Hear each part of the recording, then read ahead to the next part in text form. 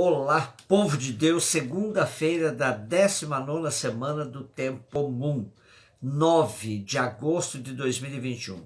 Nossa reflexão de hoje é a partir de Deuteronômio 10, de 12 a 22, e de Mateus 17, de 22 a 27. O capítulo 10 de Deuteronômio nos mostra de maneira sintética, como se fosse o próprio Moisés relatando, Deus lhe entregando as tábuas da lei.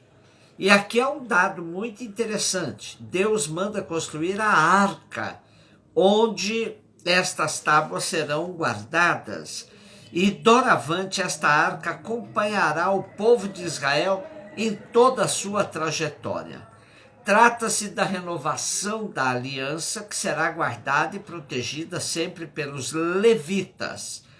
Os da tribo de Levi serão encarregados desta vigilância e não receberão parte da terra dividida entre as tribos, pois o Senhor será sua herança. O autor ainda nos diz que Moisés relatou sua estada na montanha por 40 dias e 40 noites, como que mediando junto de Deus a sorte do povo. E Moisés recebeu a ordem do Senhor de ir à frente do seu povo para a conquista da terra.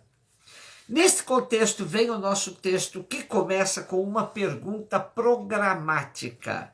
E agora, Israel, o que é que o Senhor teu Deus te pede? E aí está explícito o que Deus pede a Israel: que o temas e andes em seus caminhos, que ames e sirvas ao Senhor teu Deus com todo o teu coração, com toda a tua alma, e que guardes os mandamentos e preceitos do Senhor que hoje te prescrevo para que sejas feliz. Essa fórmula será uma constante na vida do povo de Israel: amar a Deus e guardar os seus mandamentos. E descrevendo Deus como criador de tudo, grande e terrível, que se afeiçoou aos antepassados e agora a estes descendentes, o texto apresenta uma exortação a todos, a todo o povo. Abri, pois, o vosso coração e não endureçais mais vossa cerviz, porque o vosso Deus é o Deus dos deuses, é o Senhor dos senhores, o Deus grande, poderoso, terrível, que não faz acepção de pessoas e nem aceita suborno.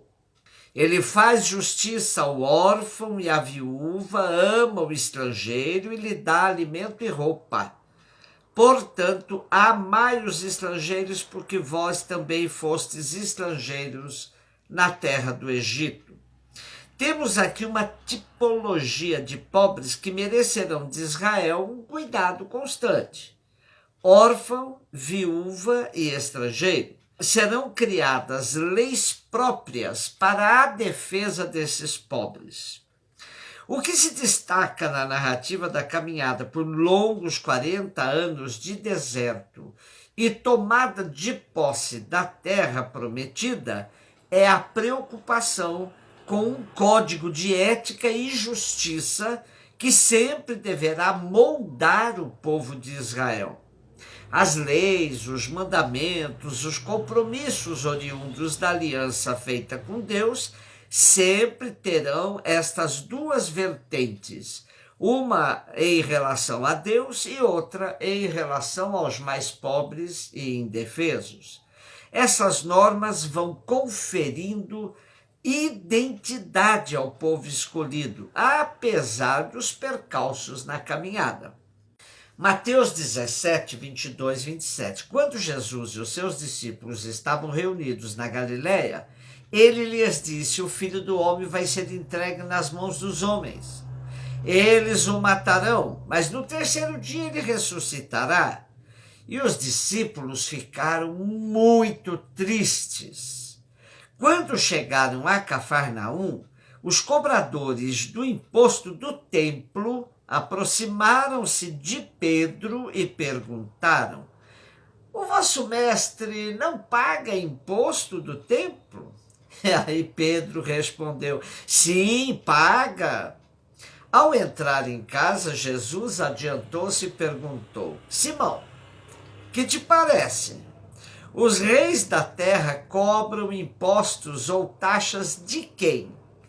Dos filhos ou dos estranhos?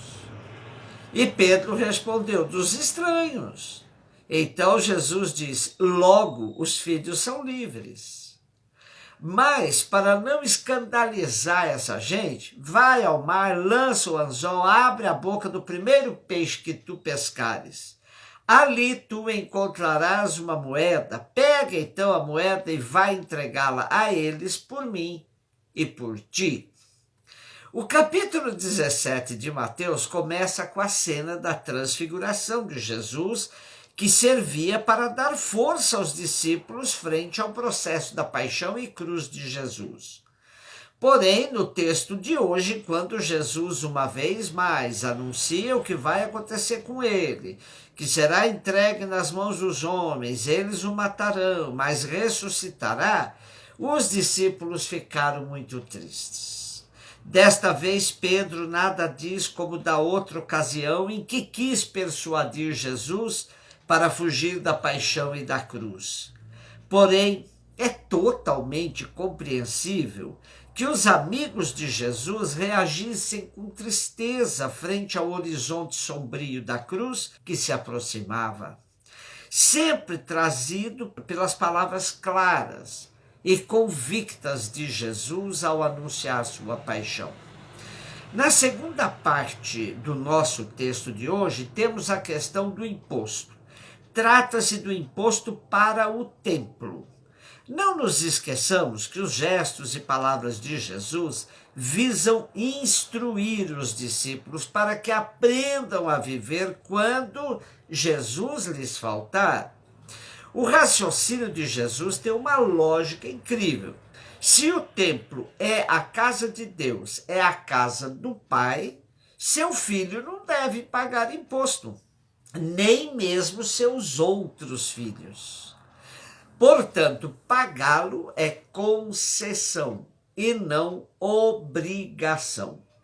Jesus leva Pedro e os demais discípulos a assumirem um processo de discernimento, pois Pedro respondeu à pergunta que lhe fizeram de uma forma extremamente submissa: paga sim.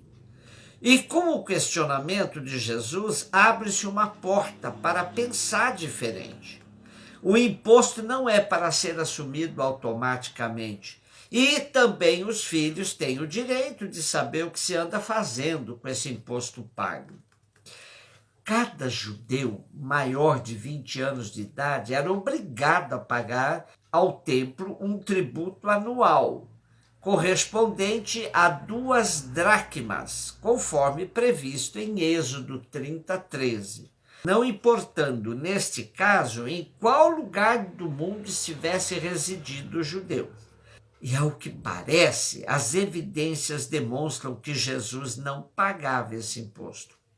Como cristãos, pagamos sim os tributos civis, que recebem o nome sugestivo de impostos. E pagamos na comunidade o dízimo, que nunca deve ser imposto, mas contribuição livre e consciente das necessidades de nossas comunidades. E sobre o nosso texto de hoje ainda, Jaldemir Vitório nos diz que a consciência de serem filhos como Jesus deveria fazer parte da vida dos membros da comunidade. Por serem filhos de Deus, os discípulos estão dispensados de se submeter às imposições das instituições humanas, mesmo as religiosas. Caso se submetessem, seria apenas por razões pastorais, para evitar escândalos, não fechando às pessoas a possibilidade de serem tocadas pela palavra de Jesus. Era preciso deixar uma porta aberta para a conversão.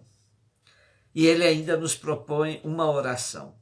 Pai, que eu saiba desfrutar minha condição de filho, que me faz livre diante das imposições injustas dos poderes deste mundo, pois só a ti devo submeter-me. Um beijo no seu coração.